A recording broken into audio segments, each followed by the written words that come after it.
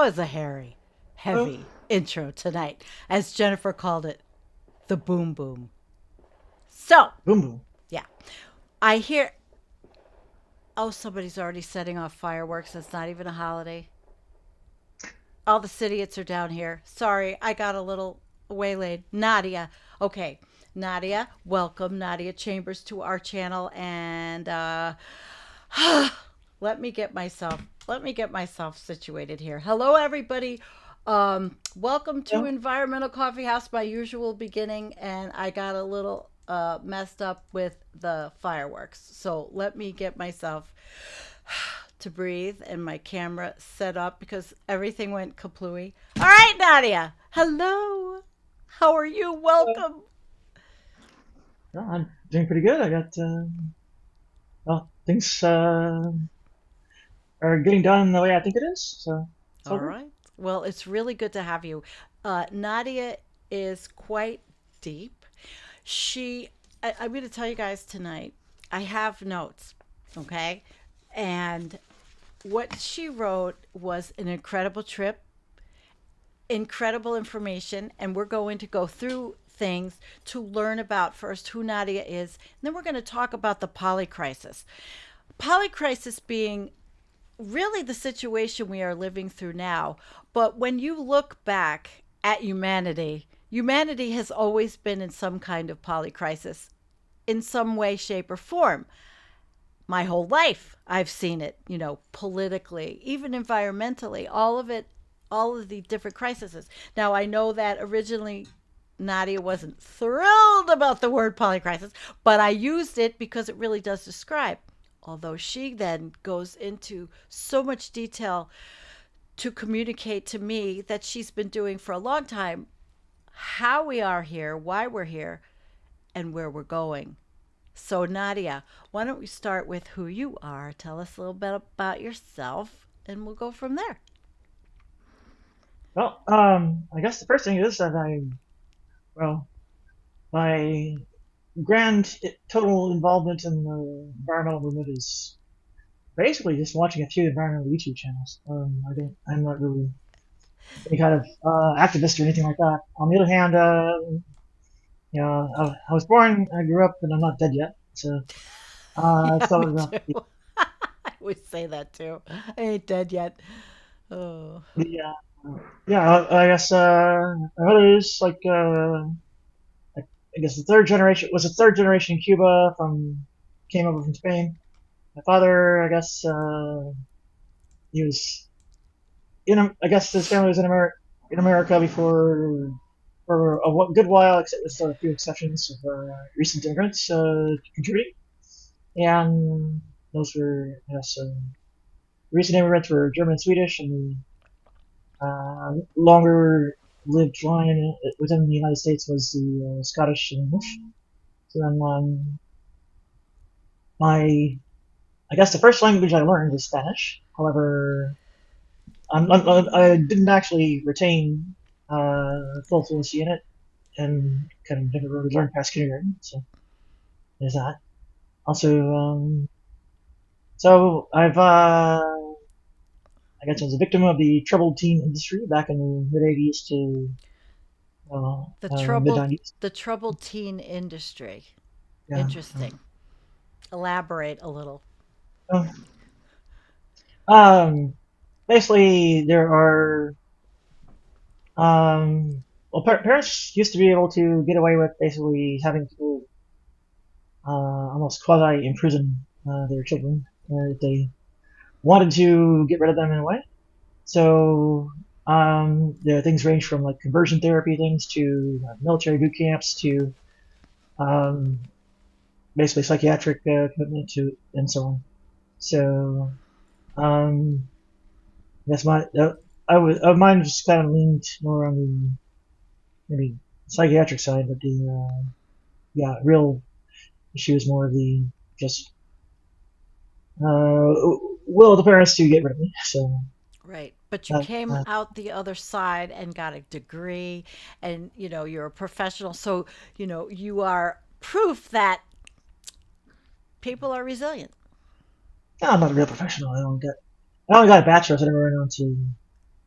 anything like, yeah, not even a Okay. master's. So It's okay. You are though. I mean, and your writing is spectacular. All right. So from there, how does this all, you know, lead us in your background and because it leads us into the polycrisis. You went right into it, and I've got my notes. I was blown away how prepared you were for this. So, from who you are, you know, and I know that we were talking about physical issues, and that if you, that's up to you. yeah, I mean, I guess I have a couple of different autoimmune issues. My pancreas and thyroid have been lost to autoimmune issues, and so I have to basically be on a medicine drip around the clock, and also Now, still, yeah, yeah. I mean, it's lifelong. You have to replace the right? pancreas. A Yeah. lot of us have that. That's why I'm asking you because I'm sure that there's so many people that are going to end up watching this that have been affected by some kind of autoimmune. Do you have any suspected reasoning as to why these are happening? Um, in my case, I have ideas that might be more particular in history or whatever. So yes, the first with the pancreas was I think the Coxsackie virus back in uh, 1995, and then the well, Hashimoto's thyroiditis was let's say shock to the HPTG axis when I did underwent some treatments for gender issues. So that But triggered but another response. So oh, but the around the clock is something that you have to deal with now. no, it's you know, there's a little pump, so it's kind of not necessarily too inconvenient. Mm, Okay. Because there's I mean this is it brings us to where we end up in life, you know, and well, anyway, let's go to where you start, and you started with the physical polycrisis, and I'm yeah. going to, well, what are the issues that are studied by science that you believe are relevant for us to start this conversation? Now, I had started it with the polycrisis, but you really elaborated on so much, and we started with the physical, so your Yeah. personal experience. So take it away. So You're going um, to learn, guys. Listen you, you close. you can go along a number of different axes. I think Julian Cribb outlines 10. Some of his might actually collapse into a smaller number of issues, depending on the kind of framework you use.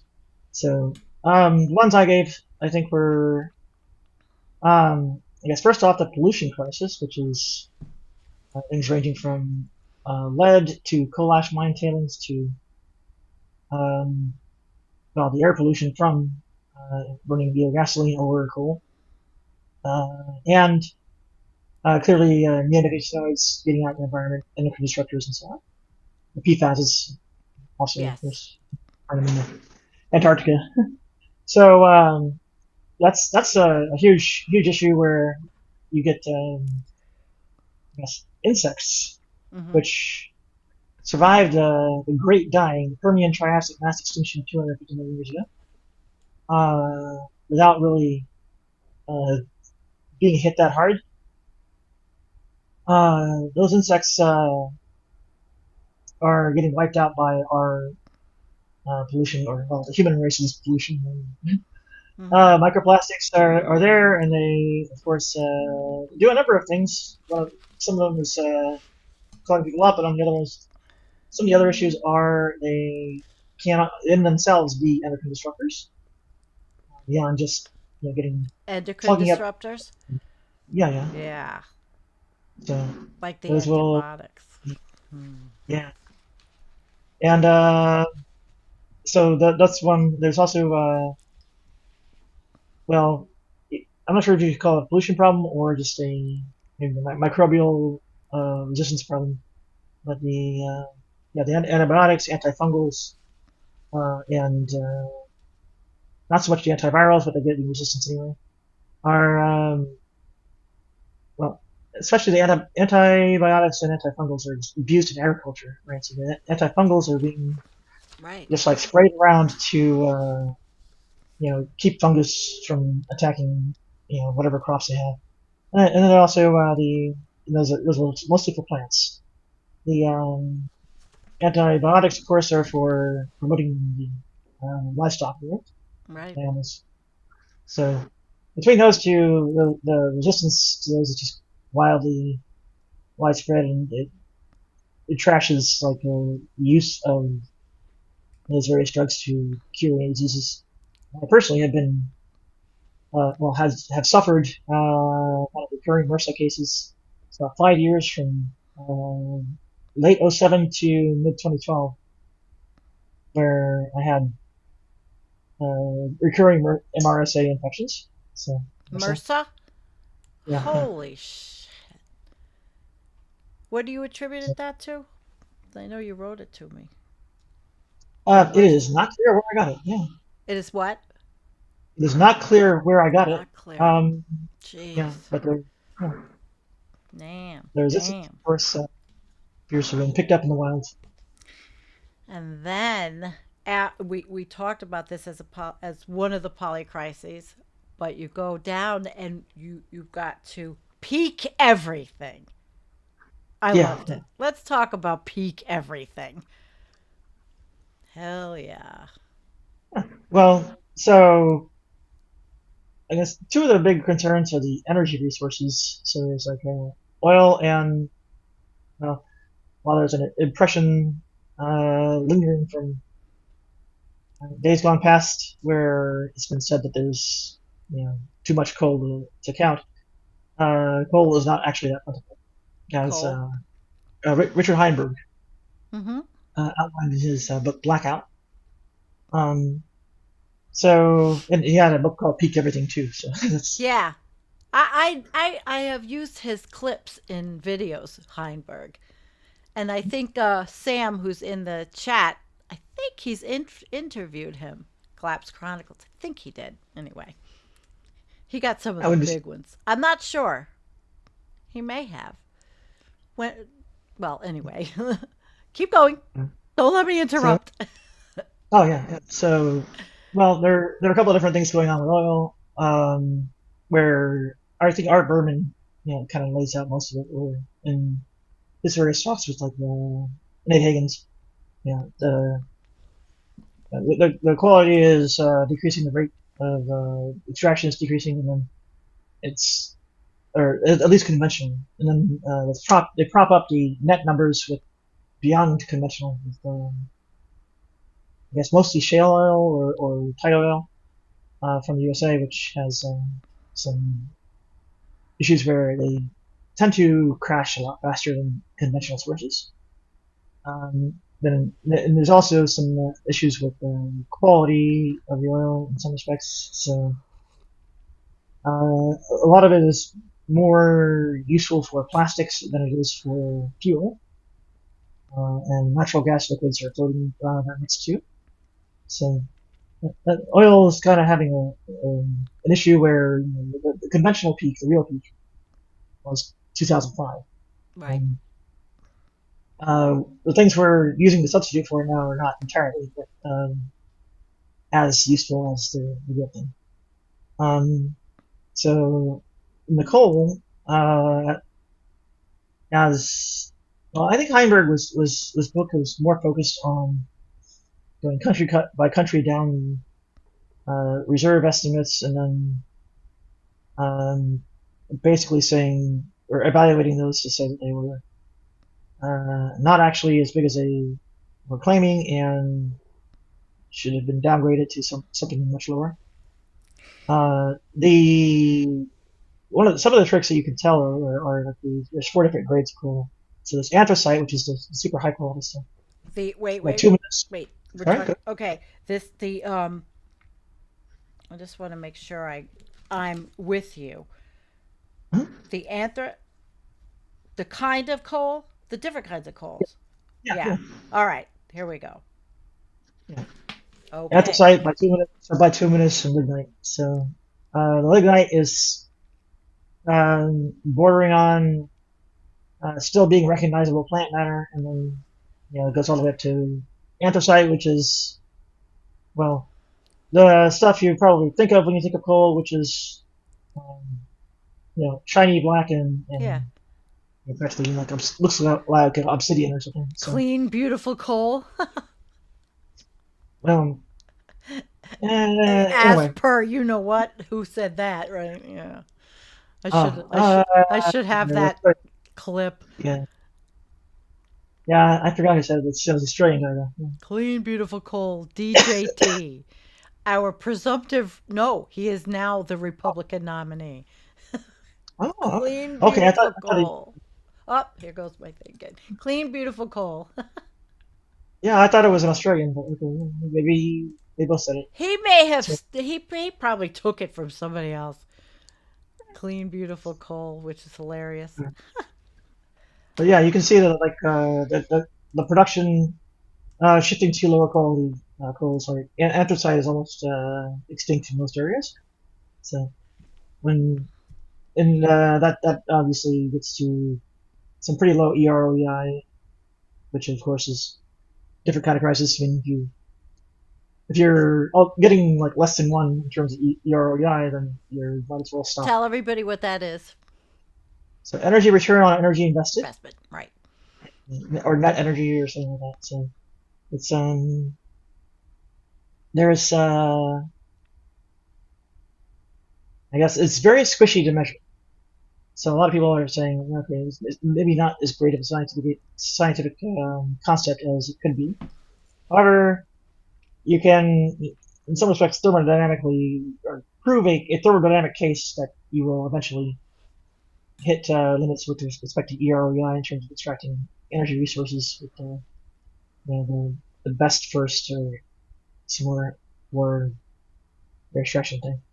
You have a there's like a Verhulst equation like just for logistic things, sometimes a population model, and that's also applies to the ultimate recoverable resources for different things. You can add more to that equation to get at the limit on what you can actually extract is lower than capacity on what's in the ground Are you because of the energy. with are you Yeah. with them that this is now in the polycrisis and we are definitely in an energy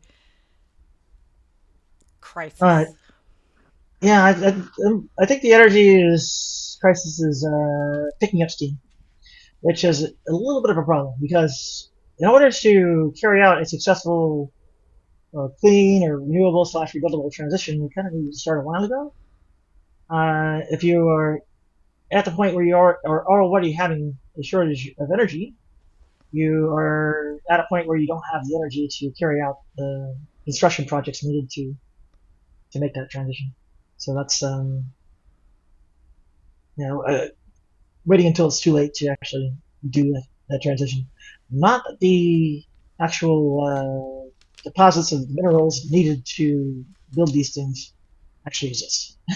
I know you had Uh, talked about uranium and you said the grades are yeah. catastrophically low and nobody knows that. Oh yeah, yeah. Uranium's gone way down. Australia's, I think, one of the mines there. The For the Manhattan Project, they were getting something an unparalleled high ore grade from the Congo, and ever since that mine got exhausted, everything's been far lower and then keeps declining from its much lower starting point. Uh, Yeah. then the, there's also more resources than just energy that needed to carry out the refinement and extraction process. For instance, the way these things work is basically crushing up the rocks so that they become small enough pieces to be chemically treated or dissolved. And of course, then you get things like acids to dissolve all of the undesired pieces. Right. And sometimes those, I think for uranium, you can just use like the acid to get rid of the rocks, and then the rest will just kind of wash out. For a lot of things you do need to do mining for, the solvent will dissolve what you want to actually get, the end product you want to get. Also, you have to do some extra chemistry to separate the liquids, as opposed to just rinsing off something that's still solid. This is what That's Simon talks about. Simon yeah, Michaud. yeah, yeah, yeah. And then these. So in terms of this creates a pollution crisis, of course, because the tailing ponds are horrific pollutants in the water tables. You think the acid like stays in the surface level ponds? Probably not. And they get into the below ground aquifers that feed everybody's wells and all. So, The tailing um, ponds. yeah. Awful. And then of course another one which is not the actual tailings and such from the gangs. It's the ash ponds, I think, from coal plants where they basically get well, when they burn the coal, they get ash from it, and then Mm-hmm. they dump the ash and all these things, which also leaks a lot of different things, or leaches a lot of different things into the water supply. It's What country do you think has the worst of that right now? Who's still burning a lot of coal? China is the worst for burning coal. And they have some pretty massive deposits too. Do we have information on where they and how they take care of their refuse, leftovers, tailing ponds? Do we have any of Yeah, that? I don't believe, or I personally don't know where to find it, Right. so I can't say Okay. that they are handling it well or not, but where they are at least burning a lot of it, and which is a little bit of an interesting issue because when people they are burning it on behalf of people who are uh, basically contracting them or contracting companies in China to do their industrial activities, right? So Mm-hmm. it's in effect like the foreign companies outside of China are responsible for even what's happening inside of Chinese territory. So, Yeah. That's well, we brought them to the industrial age. I mean, by exploiting their workers, basically. Um, I want to no, it's move a to conscious sacrifice. So Deng Xiaoping outlined his strategy of kind of yeah. permitting or allowing that quote unquote exploitation to well prop up the country and also also taking that hit so that they weren't attacked quite so viciously by the capitalist world and so on. So Mm. Online shopping. I actually, that's funny. I got a timer for my irrigation system today, uh, and it wasn't made in China. It was made in Italy. So something yeah, that wasn't made in China. Imagine that. Yeah, Italy. And I watched the actual Italian video of the company that made it. So when you talk about the the grade declines, and you're also we're talking about when you talk about solvents, you also talked about iron. Nobody, I mean, who's but, talking about iron?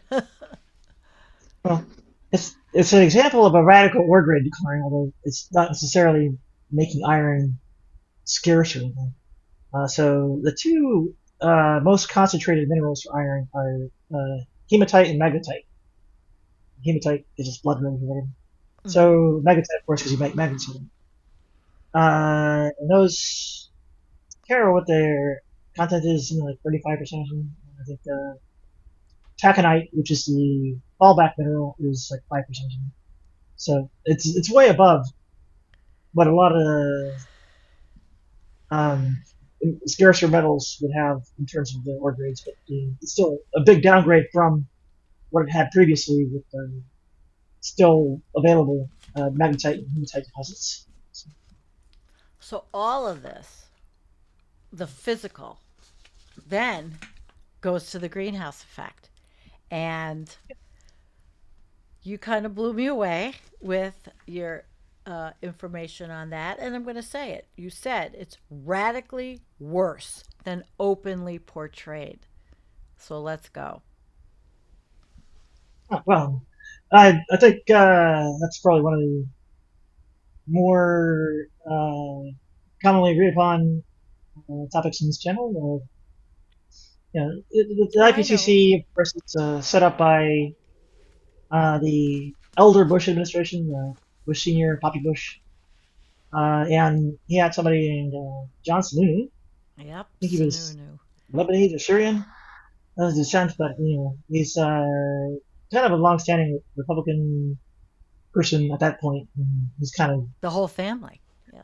yeah, grand strategy was in effect to do the whole Reagan shtick of getting into the government in order to sabotage it. So his grand strategy for the IPCC was to set it up to be completely ineffective, to require like, unanimous consent of everybody to get anything out, and all the things would be non-binding, so everybody would just like fail and not have any kind of real consequences or incentive, and so on.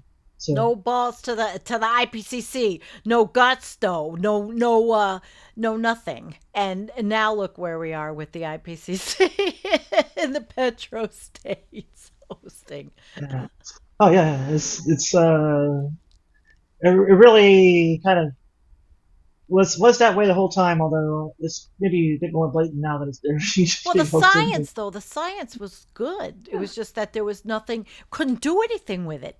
We haven't been able to make anything stick with it. The reports are excellent. Would you agree with that? Although they Um, might, like you say, they're downplaying. it's downplaying, and a lot of it doesn't really happen at the level of the IPCC. The editorial review boards of the journals involved, etc., or where the pressure comes down to, or otherwise censorship comes down, so to speak, against more radical conclusions, so to speak. And yeah, there's I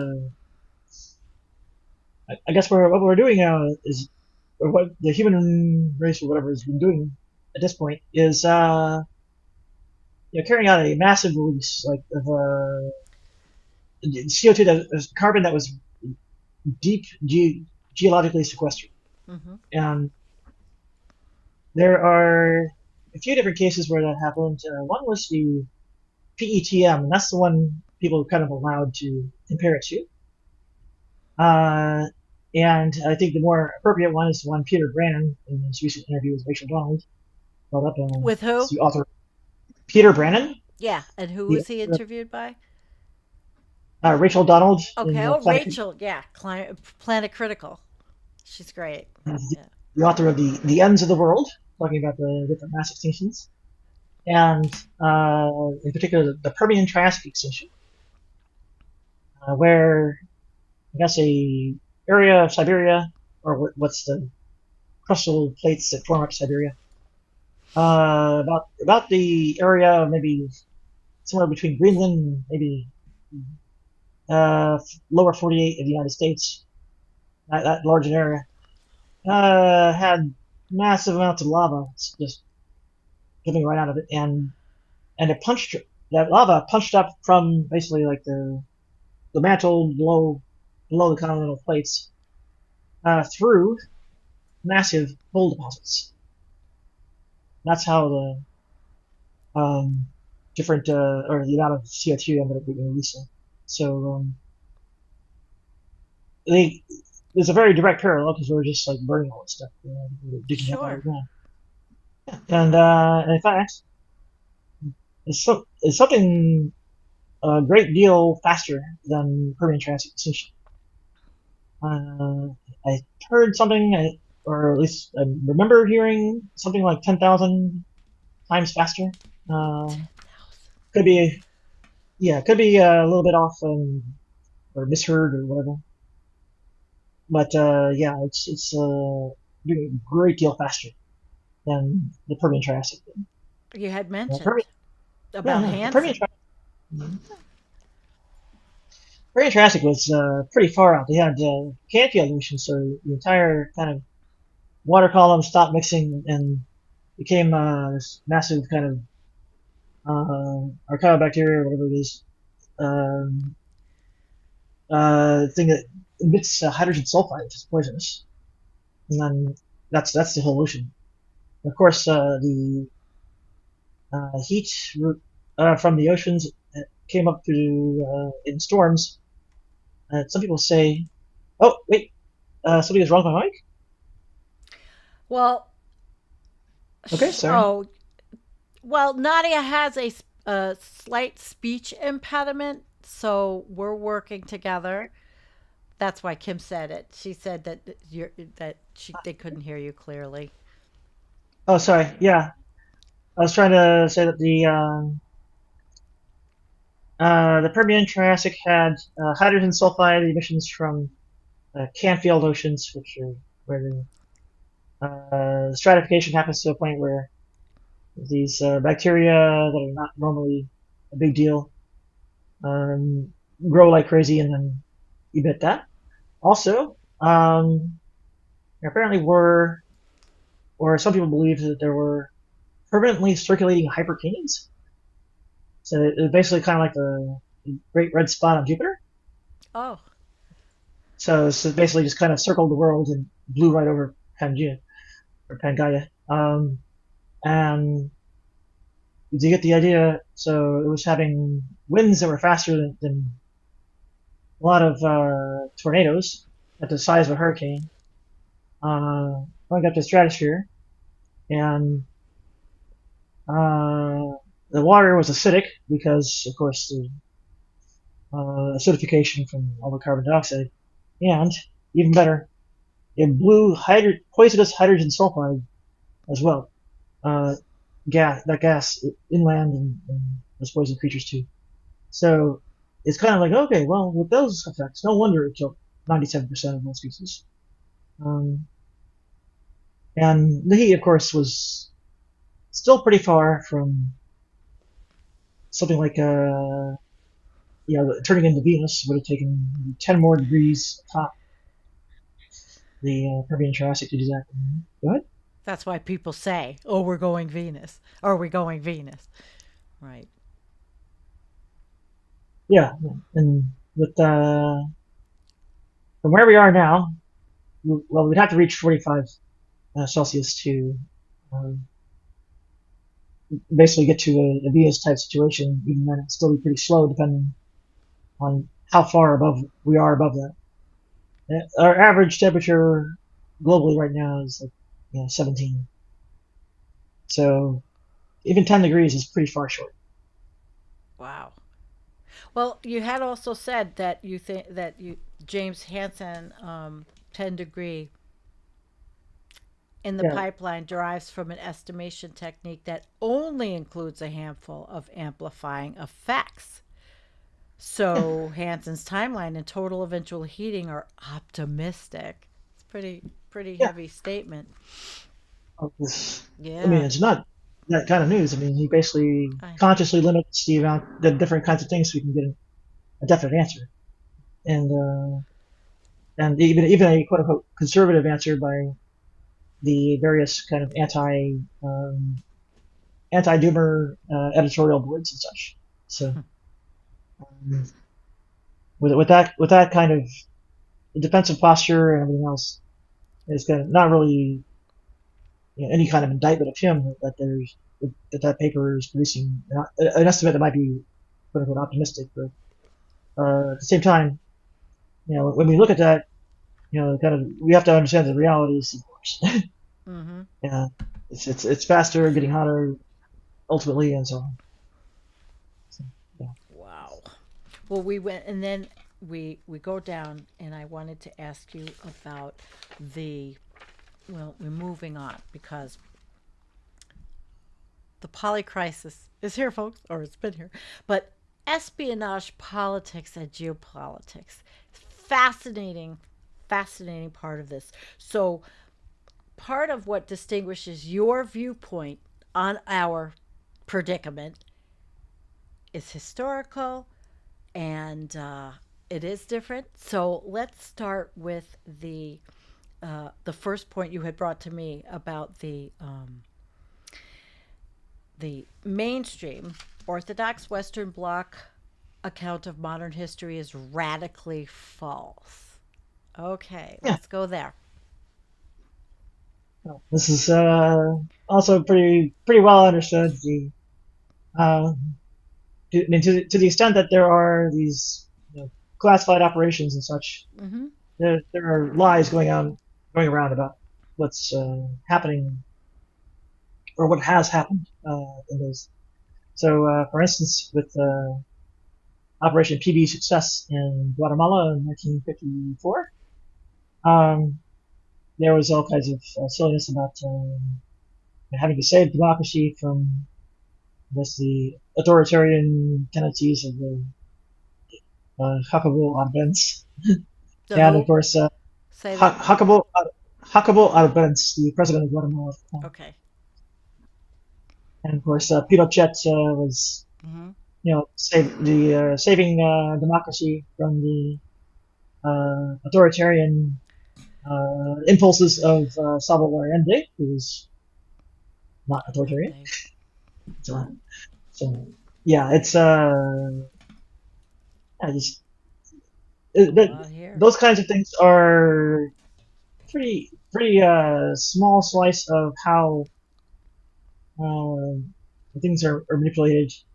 In a lot of respects, the operations are out there to propagandize us. Um, so in effect, apologize for all these different leaders that or sorry, the establishment is backing that are terrible, but I guess quote unquote allied. So our son of a bitch, and it's I forget exactly who made up that phrase, but it's out there. Um, and people that is, or countries that at least tried to be democracies were the ones that were most vulnerable to getting overthrown. So, for instance, Iran tries to do democracy, and then in 1953, Operation Ajax, well documented, takes it down, and then there's you know, a long list of other similar operations, A especially in lot Latin of America. them. Yes, Yeah, you had put talking about well, you went into the labor history part, you went into Latin America. And by the way, folks, this is going to be published on our Discord because it's a really great, well put together document. So if you join our Discord, it'll be in there and you can read all of Nadia's writing. yeah. The political repression's been pretty long-standing. Mm-hmm. Even before McCarthyism, uh, oh, even the first Red Scare in was it 1919, or possibly even immediately after the Bolshevik Revolution. However, even before that, there was sending out the National Guard to act on melons of Carnegie Mellon or the coal mining fortune. Mm. To say, his quote was, "You can't mine coal without machine guns." However, the machine guns were, provided, and they were the National Guards, right? So Lovely. they deployed them against strikers. And the Pinkertons were a private detective agency. However, the FBI was kind of formed as a way to subsidize a similar effort to break all the political activism and labor activism that was ongoing at the time of It's ongoing for a long time. I mean, all these different events you brought up to me about COINTELPRO in the USA, M15 in the UK. Um, MI5. Yeah, yeah, let's go talk more into this. The second one, when you were talking about here, labor history in the second half of the 19th century demonstrates the use of extensive domestic espionage against the labor movements of all countries in the West. I mean, it yeah. all So leads up to where we are. yeah, the Haymarket Massacre that gave us Labor Day, or at least well, the rest of the world celebrates on the 1st of May, but we have sometime in August, is well, something that was very common across the entire West, uh, Europe and the United States, and in a lot of respects, the globe trotting that the very wealthy were doing, like Frick, of getting shot by Berkman fame. Um, you know, traveled plenty to the UK and the rest of Europe, and likewise with Germany. And while I have a I have a tough time giving you more specifics on European labor movements apart from maybe the UK. Um, what went on there, or what went on in the UK, is in some respects the Labour Party being used to co-opt it, and you can see right now, in fact, Tony Blair and now Keir Starmer are implementing, it's basically Thatcherism despite being supposedly Labour Party, and that's kind of it's the British trick. And I believe Blair had ties to MI5, and Starmer is possibly spooked up himself too. Describe what the MI5 was for anybody that may Uh, not know. yeah, MI5 is kind of like a domestic intelligence agency for the UK, and that's kind of like the FBI. Right. MI6 is the foreign intelligence. So Everybody's got them. yeah, I think yeah, historically, I mean, go back, we can go back to 1500. But it was just in a religious framework because government was based on all of the different theocracies, which you do get into. oh yeah, yeah. I'm not sure if 1500s was or the like the monarchies of the 1500s were Maybe theocratic per se, although Bill 13, I claim the divine right of kings. Yeah? the Sorry? divine right of kings. There you Yeah, go. it's kind of an ideological justification for supremacy of the kings and the monarchies and such. A lot. Yeah, and they also got some amount of blessing after kind of the donation of Pepin, where the Duchy of Rome was, I guess, severed its links with the Byzantine Empire because, well, Aistulf had, I guess, conquered Ravenna and executed Eutychius, the last exarch of Ravenna. And Of then what? Of who? Ravenna, the city Okay. of Ravenna Okay. in Italy. Thank you. So Byzantines were like based out of Constantinople. So they were ruling Italy for a good while after Justinian took it back. But then at this point, the Lombards, I guess, were rolling in and basically broke down the Byzantine power structure. And then Pepin, the French king, gave, I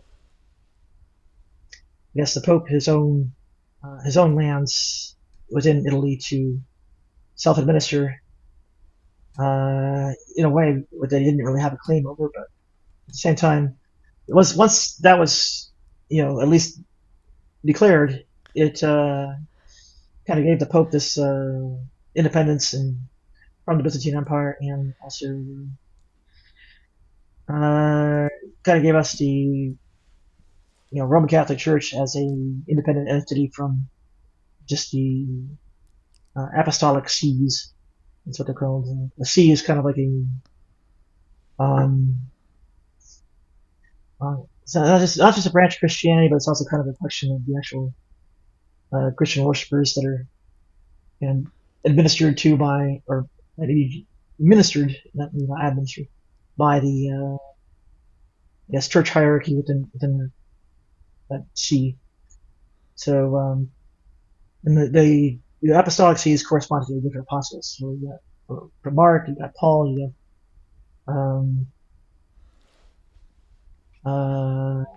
is it well, certainly not Judas, but anyway, there's various apostolic sees beyond just Rome.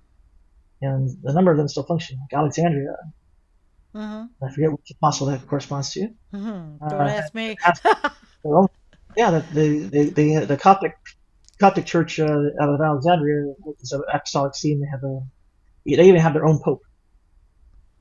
So they Wow. call him. Like the last one I remember was Pope Shenouda III. So they have Arabic names, and the Bible's in Arabic, but still. Well, that's a deep So dive. That's anyway, a the deep dive. That yeah, I no, you I get. want what? Go ahead. Oh yeah. Well, the Roman Catholic Church's legitimacy is highly questionable in these respects, among others. And of course, we have, in a lot of ways, our um, well, kind of like the letter Leo and various, justices who were put in on the court. Uh, Yeah. justice is even right. Modern day. Uh, It's all led up to this polycrisis. All of this. And yeah, you they're talk all about it. yeah, yeah. But we could skip forward because you did talk about well, you called it religious wing nuttery is apparently integral to the transnational Western Bloc intelligence community beyond being a set of powers into themselves. So it's cults all the way down. All right, let's yeah. go. Oh, yeah. This is not especially news. I mean, for instance, when Janine Áñez in Bolivia did her little coup, or I guess it actually succeeded. She was like waving around the Bible, declaring Bolivia a new theocracy, and saying she was going to outlaw the native religious practices and so on. So there's, and theocratic elements were also very present in South Africa, apartheid South Africa, that is, and a number of the different coups across Latin America beyond Libya, like going all the way back, uh, beyond orchestration by the CIA, etc. They also had a fair amount of heavy participation from the local comprador elites, the rich people who were generally whiter, and also, I guess, involved with conservative religion. It's when the cooperation goes on with those people to How did it get to go back. the Oh god. Sorry. I just wanted to know then weave this into the Heritage Foundation of today. So the Heritage Foundation is well, heavily spooked up. There's in a few different ways. So one is that Opus Dei is pretty integral to the Heritage Foundation. Uh, Weyrich himself was likely a member, although they don't disclose numbers. Paul Wyrick. And yeah, they're also got the Catholic infrastructure that's Mm-hmm. uh, heavily connected to Opus Dei, as well as some notable involvement in the basically it's CIA coup that overthrew the Soviet Union, or partitioned the Soviet Union. And kind of Yeltsin was in there, and uh, kind of the way that worked was there was a referendum on whether to preserve the Soviet Union or not, which already was kind of a serious question as to whether it was legitimate, but or whether it was even legitimate to kind of make that decision. Period. And from there, people actually voted in favor of um, preserving the Soviet Union. However, that was ignored, and Yeltsin and such were involved there, and the Heritage Foundation is just everywhere in the process of well, disruption, partition, dissolution, whatever. So it's actually a video somewhere on YouTube of a PBS documentary. Oh, there is? Oh, cool. Yeah, You send me it the was. link and I can put it in the show notes after. Yeah, I'd have to go searching for it. But, Yeah, that's great. Well, you also, I was so fascinated in when you talk about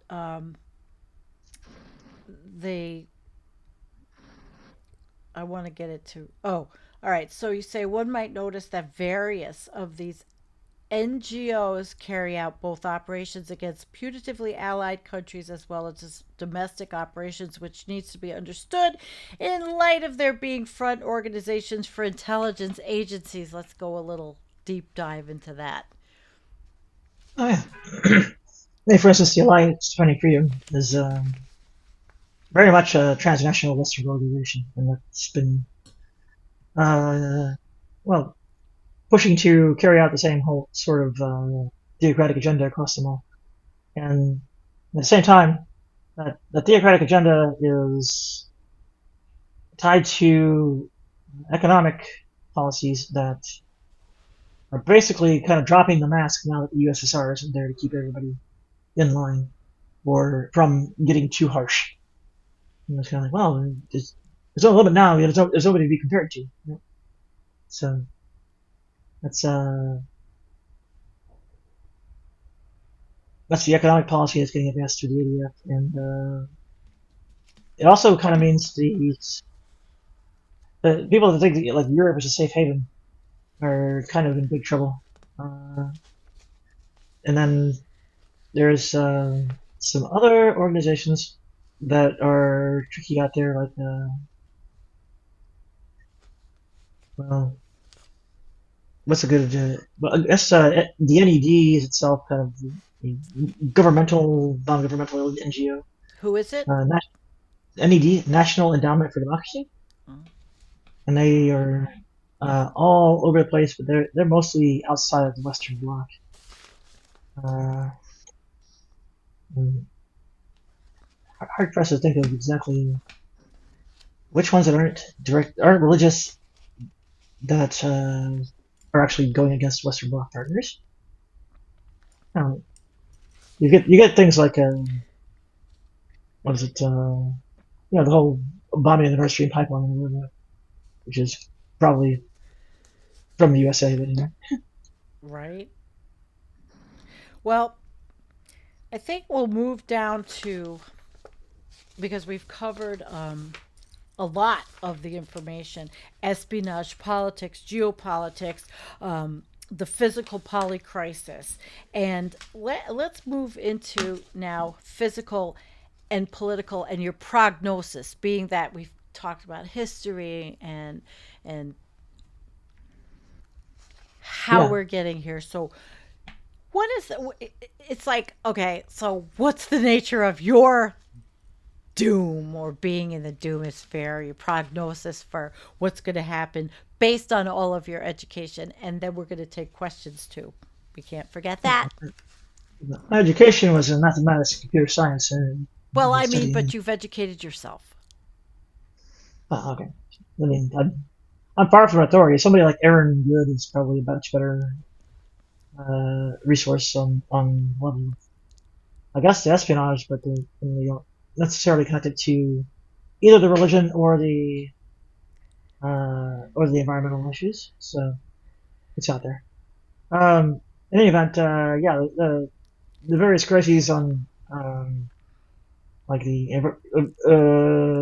climate is going to go well faster than expected, or otherwise, and also um, probably ultimately hotter than expected too. So it's probably going to be more than 10 degrees, and it's going to be a lot faster than 1,000 years. I'm not sure. I'm not sure exactly how to quantify it, but it's something like we have the idea that James Hansen's assumptions were limiting in a way how much feedbacks or how many feedbacks were actually incorporated. So there's going to be more feedbacks that make it happen faster. Mm-hmm. It's also um, well, the climate. It's probably the biggest effect is probably just causing droughts that will cause gigantic famines. So we're going to see people dying at truly mass scales, not just from heat, but also starvation. In ways that we haven't seen since probably, well, we haven't ever seen really mass death from starvation. I think it's like No. probably 60 years, yeah. That was in China. So, Um, And I love the way you say the peak everything crisis will knock everything back to radically lower technological levels and eventually the Stone Age or worse, just as massive energy transportation and more infrastructure construction efforts are needed, as you said earlier. But now it's tying it all up.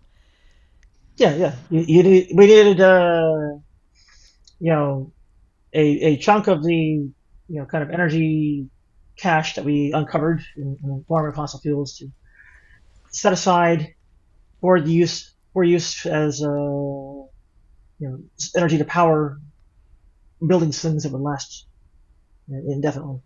However, we kind of run ourselves out of the stuff, or at least um, run down the supplies to a point where if we try to increase our energy intensity by ramping up production or whatever, we can't do it anymore.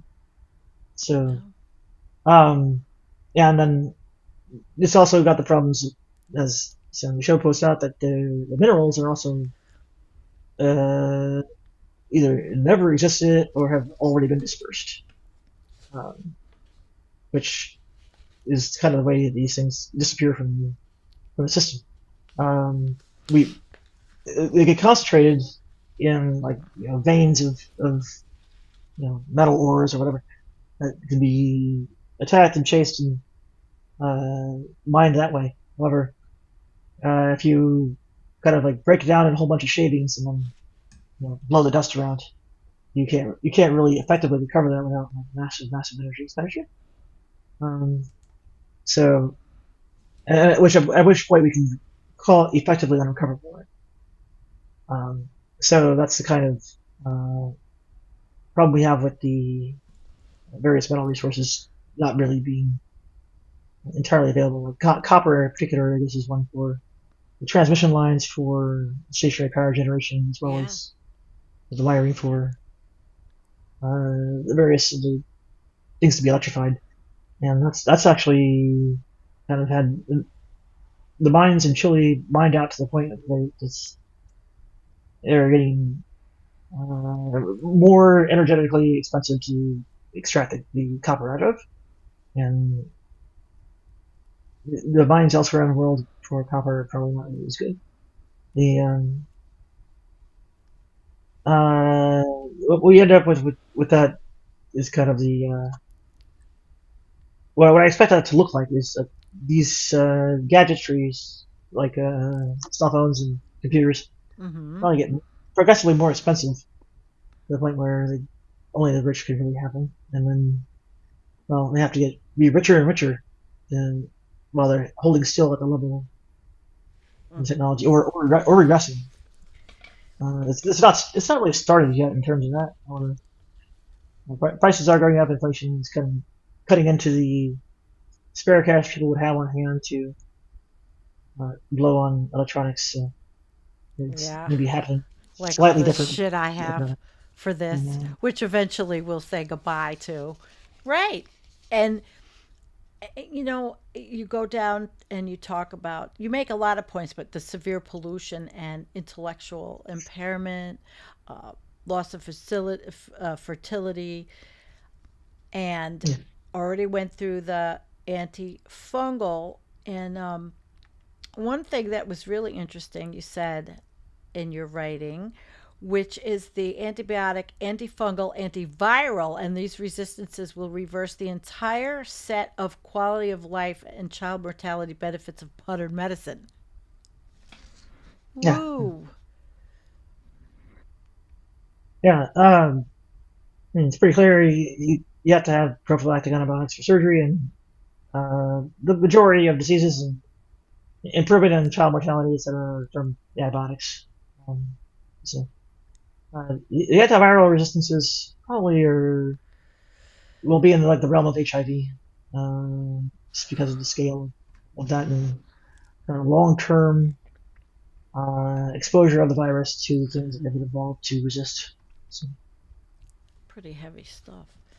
And physical and political prognosis. Let's go down to where you had brought up the Christian doomsday cultists who have been going on about the talk a little bit about that, and then you and then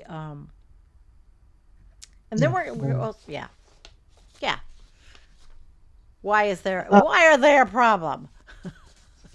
Yeah. I mean, Zionism at least wasn't originally an actually Jewish project.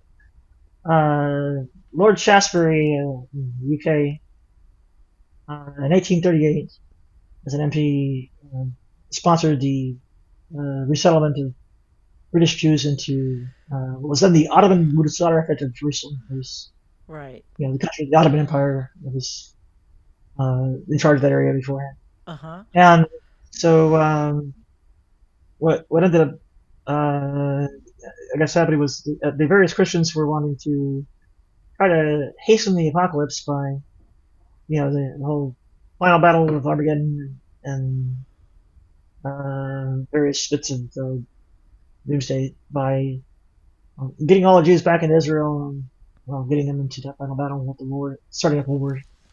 So that's what the real plot is to this, and I think the various predictions seem to come from mostly commentaries or stringing together a lot of different inferences. But one I kind of think I remember that stuck with me for a long time, but I can't really track down where it came from now. Was that I think they're not involved. I guess like 2/3 of the Jews that they resettled in that's what's modern day Israel killed in the final battle, final war, whatever. And then Jesus comes back in the middle of this and forces all the survivors to convert to Christianity, of course, because it's Jesus. Right. Do you So literally think that's where we are? Is that who is actually infiltrated in the USA, or trying to? no, there's a definite strong and influential element of this. Like James Jesus Angleton, it was believed that his attachment to Israel had a great deal to do with uh, basically his religious ideas, and that was the CIA um, major section chief or whatever he was, his formal title, um, back in the 60s and 70s. And Meyer Lansky, I guess, is also Mm-hmm. heavily tied up with the intelligence stuff, and he was kind of the sexual blackmail person for back in the basically 30s through 60s. And the he was the basis of that scene in The Godfather where Hyman Roth says that he's like a Jew trying to retire in Israel because he basically tried to do that exact thing. And the book in the film were based on that part was based on his life. So Really? yeah, and so that was Meyer Lansky, the kind of Epstein of 60 years ago, and those two, well, Lansky might have been like an Italian Christian, but he was not really devout. Angleton was the one who with the real, um, uh, like Christian beliefs. Shachtman, I guess Shachtman is probably a more common pronunciation. Max Shachtman started the kind of like New York intellectuals circle of Trotskyites who ended up defecting from Trotskyism to become neoconservative thinkers. Um, Oh. he was actually a Jew, and a lot of his side of that were Jews. So when they linked up, the kind of the way to be compatible was to say, okay, well, they become more Zionistic than somebody kind of living in New York and not really having kind of real connection to Mm-hmm. the Holy Land. Could relate to them by saying, okay, well, I'm going to be Zionistic, and it advances your plot to cause the end of the world and summon Jesus. Yeah. Oh my gosh. It's overwhelming how much of this is intersecting, and people could say, "Oh, you're just wearing a tinfoil hat," but it's not. It's all based on history. And the document, that you sent me spells it all out pretty clear, which everybody should read. We're going, and it will be. But I'm let a better, go- yeah. what? I'm a better writer than speaker. Well, it's okay. Hey, it's your first time as a guest, isn't it? And when it's somebody's first time, we have nothing but patience and care to hear and learn about you. And you're telling us a story. Not everybody had the document, and they will, to be able to do that. So no problems. But let's go to your thinking on, well, what can anybody do about all of the polycrises that we've talked about tonight? What, you know, I like your first one. You can't out organize the CIA and other intelligence agencies. A lot of people never don't want to think about the fact that so much of this is bigger than we are. We do talk about, the wealthy and the elites having the power and the little people, but the power behind that. Well, I don't think it's necessarily like a power behind it. I think the wealthy and the elite and the CIA people are basically the same people in a way. Like like various of the quote unquote secret spies who've existed were incredibly wealthy people themselves. Like Alan Dulles was You're right. United Fruit Fortunes, or at least Oh, connected to it. And but he was a Wall Street lawyer for Sullivan and Cromwell, okay. so there was a Well, very concrete grasp of how legalistic machinations and getting control of the court was a way to, um, or courts rather, was a way to seize power where otherwise somebody would want to stop you, and to stop other people when they're trying to do something against your interests. So yeah, it's well, but, when you yeah, you write about the 3-point plan for neutralizing you, right? A, send infiltrators to disrupt it and make it ineffective. B, start throwing people in jail on trumped up, if not fabricated charges. And three, as C, if all else fails, just blow their heads off or bomb their cars. Now, when I read that, before I even knew what you wrote at the end, I thought, Roger Hallam, right now, in jail, 5 years for a Zoom call to talk about non-violent civil disobedience because of the fossil fuel industry. So you spell this out, and I'm thinking the same thing. Julian Assange for showing people you know what was in our emails. I mean, basically, right? yeah, So you spell that out, and let's go move on to safe havens. You talked about that, and where to yeah, go in your estimation. yeah. The West is all rigged up with these gladio things. Like the way after World War II, when the reconstruction was done of Western Europe, their governments were set up with to basically be riddled with spies, especially ones who with the fascist experience from the get go, and they stayed that way.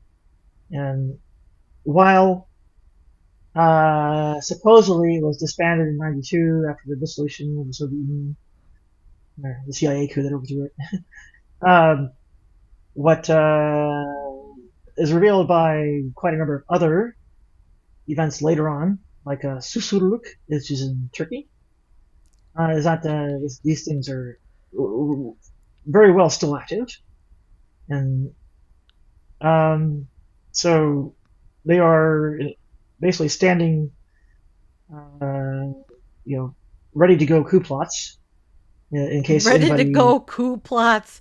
Oh Yeah, my God. the Wow. Greek regime of the colonels in 1967 was a case of When? Say that again. 19, 1957? 1967. Yeah, uh, in Greece. So that involved basically having military coup in Greece. Then so there's also notable documented rigging of the Italian elections in 1948. not. So do things to make the well, the left lose for sure. But they go a Of bit course, further to make the because left the lose. 70s called something called strategy of tension in Italy, where Ordine Nuovo, I think, was the uh, right-wing organization that was most openly acknowledged, although the Propaganda Due Masonic Lodge, of all things, was seemingly also involved. They carried out a number of false flag terrorist attacks. So it was right-wingers going off and setting off bombs in very public places and getting tons of people injured and killed. And then they made some fake announcements or whatever to say that the Red Brigades, a communist organization, Brigate Rosse, were behind the attack. And the idea was to make the left look bad by doing those things. Wow. That was, and it's documented they were real, real life false flag terrorist Real attacks. life. Jesus. Mm-hmm. It's scary. When you talk about going, the pickings are slim as far as safe havens from political fallout. So, Yeah. why don't you talk about that a little bit? So yeah. Well, this whole Gladio thing. The point of my bringing it up was that these the theocratic agenda that's kind of being rolled out as a way to control the populace is uh, going to go to all the satellite states of the USA, so to speak, or otherwise, will be transnational across the Western Bloc. So Europe is out. That's the point of the Gladio thing. Now, Yeah, Gladio. All right. That was, let me go over that just one really quickly so people understand what that was. That was in Italy, and it was the well, it was the it was a can you explain Gladio just again really quickly? The okay, movement. so It was in yeah, it was Italy. yeah. Well, that's the name in Italy. The other countries had different names for it. Like in Denmark, it Yeah. was called Absalon after a Danish saint. Yeah. Belgium called SDRA8. Okay. In Turkey, it was called Contra Guerrilla, and so on. They all had different names in different countries. So Wow. anyhow, the the way they worked was they called it a quote unquote stay behind army. However, what it ended up really being was basically a bunch of spies from the government and also um, throughout like the well, police and Hmm. other enforcers in the military too. Um, so it was so the overtly claimed concept, which I guess is not really terribly overt because the entire thing was secret, was that it was a preparation for a Soviet invasion where they were supposed to Jeez. well stay in the territory instead of running away from the areas the Soviets invaded, and then do things to attack the Soviets, which was I guess the ostensible or the claimed uh, project of what's called a werewolf. It's spelled like a kind of like werewolf except the second D's missing. All right. Uh, that was a Nazi plan to have similar kinds of people stay behind secretly in like the woods or whatever, and then do the guerrilla warfare against the Soviets while they were occupying Germany. So now that's what. So that they say at some level, like kind of leaks out at some point anyway, that they're doing this kind of variable thing, although they don't acknowledge that it's based on a Nazi plan. And number two, they also are doing a limited hangout because they are actually dealing more with a political threat of like elections going wrong the way they don't like, as opposed to any military Uh, action by the Soviets. so So we're yeah, right. seeing that replicate or potentially replicate here. Oh well, they all have. We definitely have had it for a long time. Yeah. Uh, we don't have good records of it because, of course, um, there was never an actual sort of occasion to say that this is what had happened, but or at least not that's understood to have been an occasion where that happened. But Okay. yeah, the UK and USA are not believed to lack similar kinds of long-standing intelligence operations. Phew. So let's then move to after going through all this with the polycrisis, and you're talking about basically there's like we're nowhere to go. Yeah, And yeah. if you want to Uh, leave here, where would you go? If you want to leave, where would you go? And then we're going to do questions.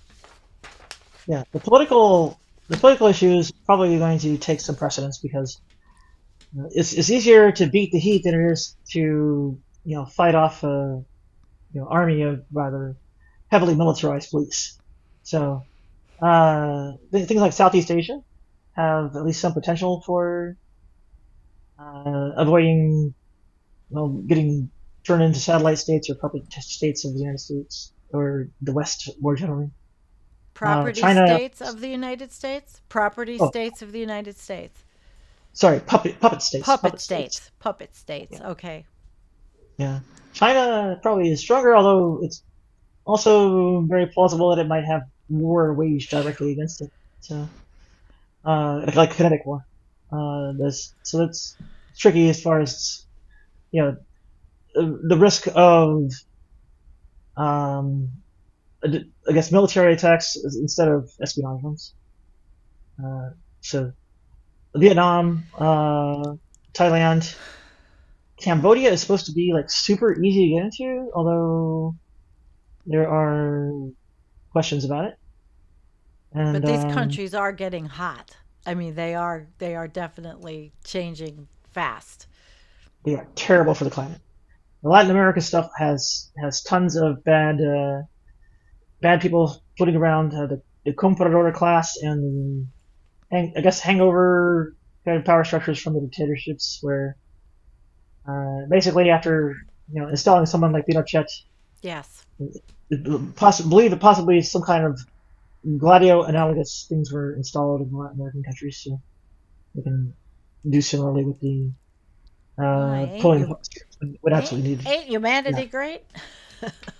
the options are so limited that they are either horrifically politically hostile, like places in Africa with the death penalty for LGBT, or really horrific climatically, like the Southeast Asia, like That's what I'm Thailand. scared for is LGBTQ people. What's coming up here in the United States is insane.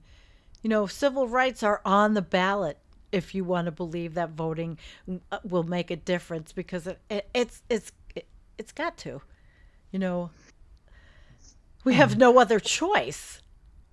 It's also pretty heavily downplayed as far as what the genuine consequences are. Like, there's a kind of a real not a even for abortion. Never mind LGBT. The kind of the mass number one mass death and number two mass imprisonment of women for having Mhm. committed Right. infractions of the Yeah, abortion these laws these people is are already saying that they want to arrest women that go over the state line. It's insane. I mean, yeah it is. God. they've already been throwing women in prison who've had like, miscarriages and saying, oh, it's murder for killing a quote unquote baby that wasn't actually a baby Wow. yet. And so Oof. that was before Dobbs. Right? Yeah, the So, overturning. they're doing that with the straight women who are just having a few miscarriages. You better believe they're going to be throwing LGBT people in prison right and left. And some LGBT people, like trans people, are very easy to track down. It's a single database command to see, oh, whose gender marker has changed ever in their life with the Wow. Social Security Administration or state driver licenses records or whatever. And they've had God. integrated databases for those things since really the 80s. The whole promise inslaw thing. Wow, that's an entirely different set of issues. The name of it, Promise, was of a uh, piece of database software that linked up all of these different databases of the police departments and state DMVs, property listings and death certificates and social security records and all that stuff, passports. All of them got linked together with Promise, so that when somebody looked at basically a ready-made collection of all government documents from all over the So country. very easy to do in the hands of the wrong people, even though the powers that be who would like to take over want to get rid of the administrative state or put in loyalists who can easily then put all this data together. I mean, is this being paranoid or not? Um, well, it's not paranoid. That's just kind of yeah.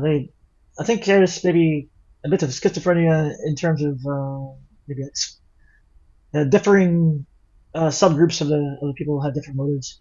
Right. There's people that are saying, okay, we want to get rid of just plain get rid of the state, and Get then rid of. there's other like we want to wield the state as a weapon to attack the people we want Oh my to. God. It turns my stomach that this is the precipice. And people say, oh, well, they're not going to be throwing all these LGBT people in camps. And it's kind of like, well, they don't need camps. They've got the prison industrial complex is vast enough already to just its Yeah, own. we have the biggest, don't we have the most amount of people pretty much in the world in prison in the United States? Good old USA. The Holy crime rate's been shit. collapsing for because the crime rate's been collapsing for a good while because of the less lead in gasoline or whatever. So in order to keep those prison cells full, the grand plot is to well declare a whole bunch of new things illegal, and and maybe also to conserve the money that would otherwise be spent on geriatric care for the prisoners who got sentenced to like Right. 100 years for a joint or something. Yeah, they don't want to spend money. That's a big thing. Everything they say is it's all financial. Do what they're saying to do is all financial. But let's move a little bit and get to a few questions because Sure. Gary Hoover's with us. I know you know Gary, I'm sure from the chats or from he does a newsletter. He has a couple of statements and he asked, did I get this up? Okay. Has Nadia or Sandy looked at how religion has been hijacked by people who do not believe in any religion or values for settler, colonial, and ecocidal empire? I mean, my understanding of religion is that it, in deep antiquity, like well, ancient Egypt, like the time of the pyramids, when they were actually being built, and before the Hebrews had split off from the Canaanites to even become Hebrews, uh, religion was being used for settler, colonial, and ecocidal empires. The cedars that were supposedly filled Lebanon were entirely wiped out in a kind of ecocidal um, orgy of destruction. The genocides were Amalekites. Remember the Amalekites from Mm-hmm. all the recent discussions of I guess Netanyahu's buzzwords or uh, dog whistling and so on. Yeah, Yeah. that's Amalekites were genocided. So, All right. Uh, Gary has one more because has Nadia read The Divine Right of Capital by Marjorie Kelly, also The Corporation by Akbar Abbott, The Divine Economy by Paul Seabright, all helpful. Religion is arm candy to empire. Woo! Well, she will. I'll give her the list. yeah, yeah. You should get I will probably. Gary's newsletter too. He sends a nice Yeah, one out. well, now that you mentioned them, I will probably end up on my reading list. Although Good. my ability to get through my reading list is not necessarily the greatest. Yeah. I hear you. I have a lot of books. I never get through them. Nadia, have you checked into AI yet? And what have you learned if you have? Well, that's a whole other show. AI is in effect a kind of like statistical regression. And the kind of the bad news about the AI as it now stands is that it does something called overfitting, and that means that the it gets kind of spurious agreement with the observations that were being fed to it, as opposed to having a genuine, uh, accurate model of the underlying mechanics. So that, for instance, the words like in a ChatGPT or something don't have any kind of real sense of truth, and it will hallucinate things, and make up stuff all the time, and it will have no Oops. actual ability to do that until there's some element of, I guess, the idea of semiotics, or mechanized semiotics, right? So that's going to be a computer that's uh, making kind of these mechanical, electronic ways to uh, make signs mean something, to understand that when it sees a sign, that it's what the sign is actually talking about, the thing that it refers to. Um, I guess some other sources call it a theory reference. Like they have Theory rigid reference? Theory reference? theory of reference. Theory of Yeah. reference. Was it Searle, I think, or is it Kripke? Saul Kripke, maybe? Yeah, Creaky. talk about rigid designators and such. And that's an example of a corner case that comes up with a theory of reference, or the various theories of reference handle different things. And So and that has to do with artificial intelligence, AI, well, which we really haven't delved a lot in this channel. Are you yeah, fearful of it? no, no. The commentary, it was meant to say that the AI is not really capable of what people are claiming it to be capable of, Okay. because it lacks these kinds of things that I'm talking about with the That's semiotic and interpreting the signs. So, okay. in some respects, what I believe is ongoing is kind of an epidemic of fraud, with false claims of the effectiveness Fraud. of what they have going on with AI. And um, when the smoke clears from this, it will probably just turn into like a dot-com crash. As far as um, you know, I guess they will run into or run out of new suckers to draw into it or New extract money suckers. from, and New then suckers. yeah, and because it doesn't actually work, it'll crash. Yeah. Okay.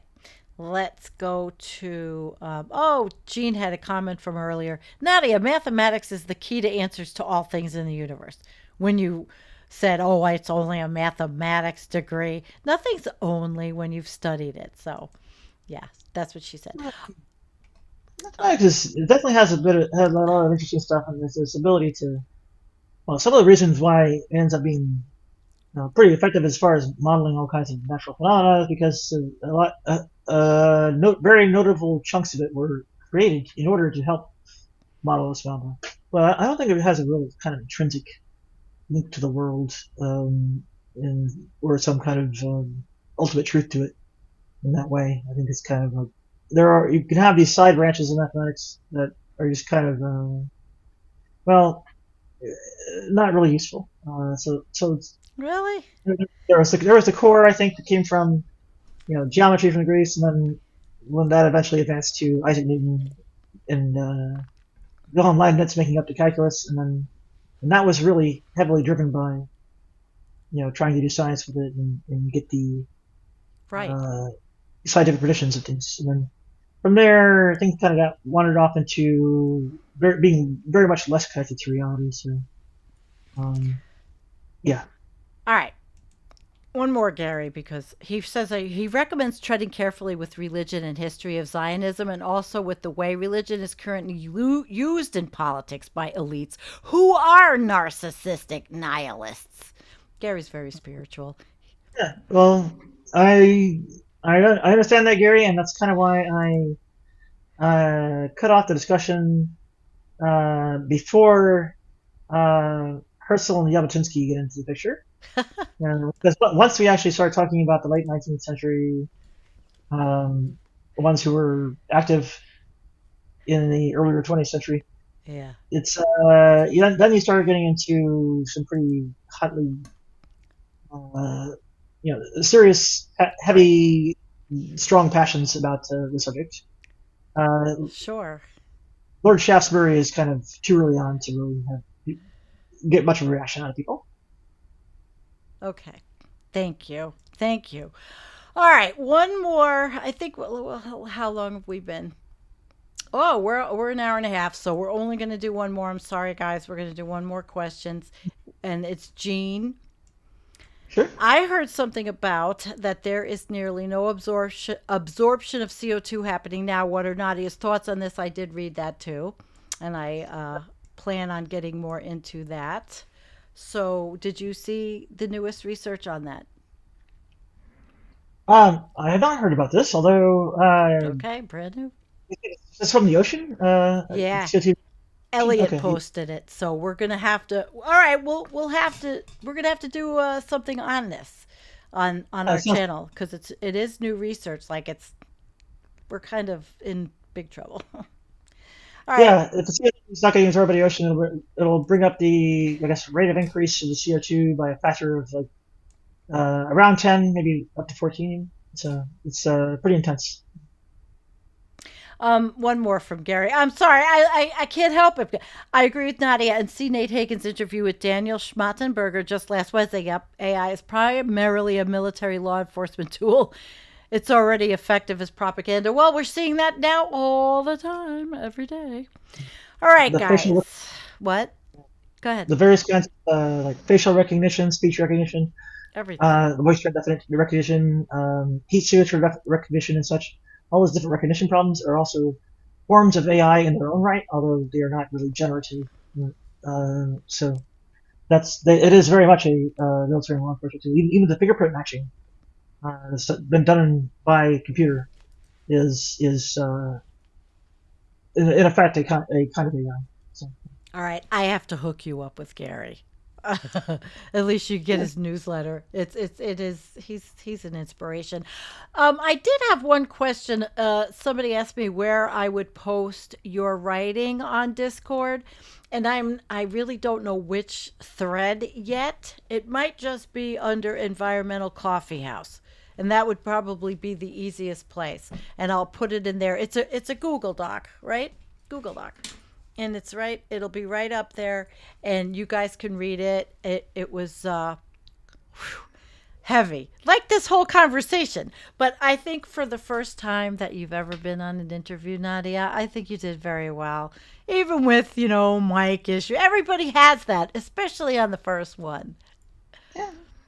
This USB mic, the Klim USB mic, in principle should It wasn't be better. bad. It wasn't Um, terrible. I don't um think we actually using it. I think it's been using the headset mic the whole time, and the oh. this mic wasn't actually recognized at all. So Oh, okay. Well, we did go through all of this. We background, public role, physical polycrisis. We went through espionage, politics, geopolitics. I mean, there's a lot to read. Physical and political prognosis, recommendations, and then whew, heavy duty, guys, but good writing. I am not as articulate with the deep things and the deep thoughts and all of the information you bring up is fascinating. And we could probably go on for the rest of the night, but we can't because I'm going to a music festival tomorrow. So I need to get off the. I need oh, to get. I'm saying I need to get off the phone. So as I always say to we didn't have a flush of the day. Holy shit! We can't go that'd be, without a flush of the day. Nadia, what if you had? What would you want to flush? Because you have to do a flush of the day. um, well, I would say Flush of the Day is most likely deserved by Opus D. Opus D. All right, we're flushing Opus D. Go look it up, guys. Hey, All right, how could we go without the environmental coffee house flush of the day? For gosh sakes, yeah. And yes, you're right, Tommy. He said, I'm going to end with this amazing, nice, lovely compliment because we really love you and you are one of the most brilliant people. Where is it? Tommyist. Nadia is a brilliant thinker and writer. And wait, you ain't seen nothing yet. I hope that she'll do more writing and maybe we could get her to get on on one of the platforms, but she's busy too. She has a life. We all have a life. Thank you, my moderators, Jean and